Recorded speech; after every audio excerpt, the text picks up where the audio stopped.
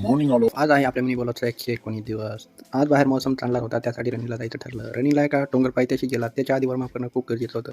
Running करून लागलीच पाहायला सुरुवात केली आणि 100 मीटर पण मारणं खूप गरजेचं असतं. त्याच तिथं मेडिटेशन आणि वर्कआउट करण्यासाठी जागा खूपच मस्त आहे. आम्ही खूप लांब आला होता, शहरापासून तर खूप दूर होतो आणि आम्ही जाताना एक निलगिरीचं पाला नेला, कारण की त्याचा चाय नंबर 1 लागतो आणि ते चाय पिण्यासाठी एकदम कडक असतो. सकाळची नेरी करायला मला 12 वाजले होते आणि मी झोपी गेलो. मी निघालो रीडिंगसाठी. मी रीडिंगवर आलो होतो आणि मी रीडिंगमध्ये गेल्यावर मला कळालं की माझ्या साईडच्या कंपार्टमेंट एकदम झोपी गेला होता. 1:30 वाजेपर्यंत अभ्यास केल्याच्या नंतर मी निघालो दुपारच्या लंचसाठी. जाण्याच्या आधी आम्ही बरंच काही फ्रुट्स, वेफर्स वगैरे घेतली आणि मोकळ्या पटांगणामध्ये जाऊन आम्ही लंच केला. मेनूमध्ये बरेच आयटम्स होते, एकदम आवडीनं आम्ही खाऊ लागलो. मंदिराच्या साईडला आम्ही मस्तपैकी जिलेबीचा मजा घेत असताना वेफर्स वगैरे सगळे पांगून आम्ही निवांत बसला होता. वेफर्स वगैरे गोळा करून आम्ही आराम करून निघालो वापसी रीडिंगमध्ये येऊन मराठी व्याकरणाचा अभ्यास केला आणि निघालो वेळ बघून घरी.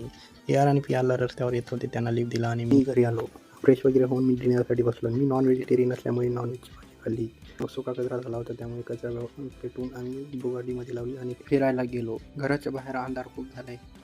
आता एक काम करा, तुम्ही झोपा आणि आम्हाला झोपा. Tata bye bye.